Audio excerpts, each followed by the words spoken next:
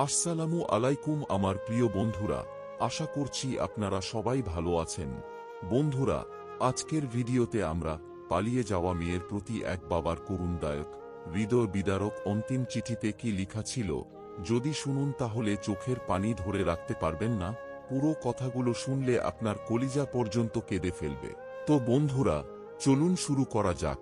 পালিয়ে যাওয়া মেয়ের প্রতি এক বাবার হৃদয় বিদারক কথাগুলো হলো, মারে, শুরুটা কিভাবে করব বুঝে উঠতে পারছিলাম না। যেদিন তুই তোর মায়ের অস্তিত্ব ছেড়ে ভূমিষ্ঠ হয়েছিলি, সেদিন থেকে তোকে মা বলে ডাকতে শুরু করলাম। তোকে মা ডাকতে গিয়ে নিজের মা হারানোর ব্যথা ভুলেই গিয়েছিলাম।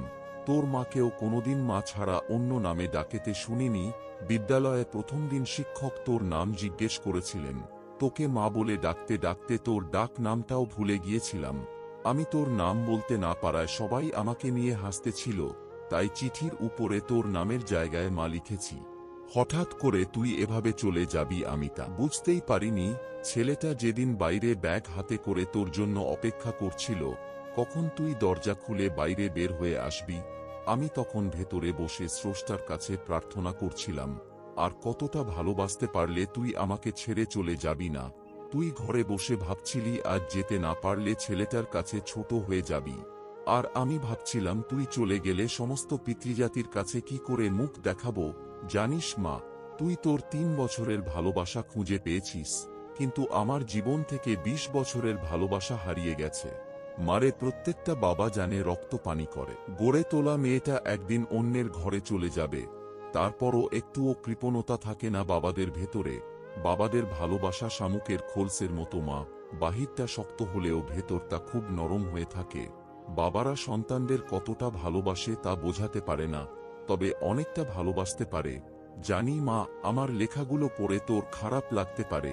কি করব বল, তোরা তো যৌবনে পা রাখার পর চোখ, নাক, কান সবকিছুর প্রতি বিবেচনা করে প্রেম করিস, কিন্তু যেদিন জানতে পারলাম তুই তোর মায়ের গর্ভে অবস্থান করছিস, সেদিন বুঝতে পারিনি তুই কালো না ফর্সা হবি, ল্যাংড়া না বোবা হবি। কোনো কিছুর অপেক্ষা না করেই তোর প্রেমে পড়েছিলাম, তাই এত কিছু লিখলাম।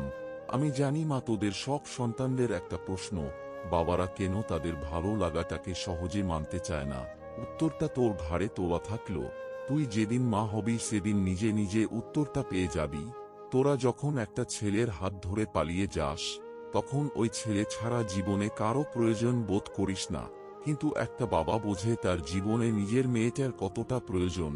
যেদিন তোর নানুর কাছ থেকে তোর মাকে গ্রহণ করেছিলাম, সেদিন প্রতিজ্ঞা করেছিলাম যে যদি মেয়ে হয় তাহলে নিজের মেয়েটাকে তার স্বামীর হাতে তুলে দিয়ে কন্যা দানের দায়িত্ব থেকে নিজেকে হালকা করব।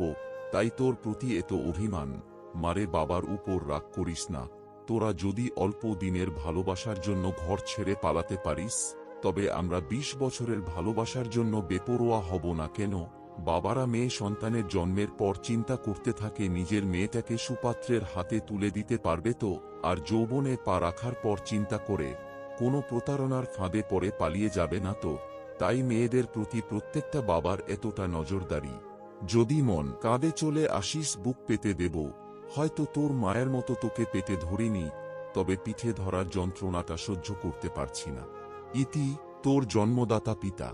এই ছিল এক বাবার পালিয়ে যাওয়া মেয়ের প্রতি কথাগুলো। তো আমার প্রিয় বন্ধুরা, এই ভিডিওটি আপনারা বেশি বেশি করে শেয়ার করে দিন, যাতে করে কোনো মেয়ে যেন নিজের বাবাকে এমন কষ্ট না দেয়। আর হয়তো এই ভিডিওটি দেখে অনেক ছেলে মেয়ে তাদের নিজের সিদ্ধান্ত থেকে ফিরে আসতে পারে। হে মহান পরম করুণাময় আল্লাহ রাব্বুল আলামিন, আপনি সকল ছেলে মেয়েদের সঠিক বুঝ দান করুন। সকল ছেলে মেয়ে যেন নিজের মা বাবাকে শ্রদ্ধা জানায়, নিজের মা বাবাকে সম্মান দেয়, তার তৌফিক দান করুন। আমিন।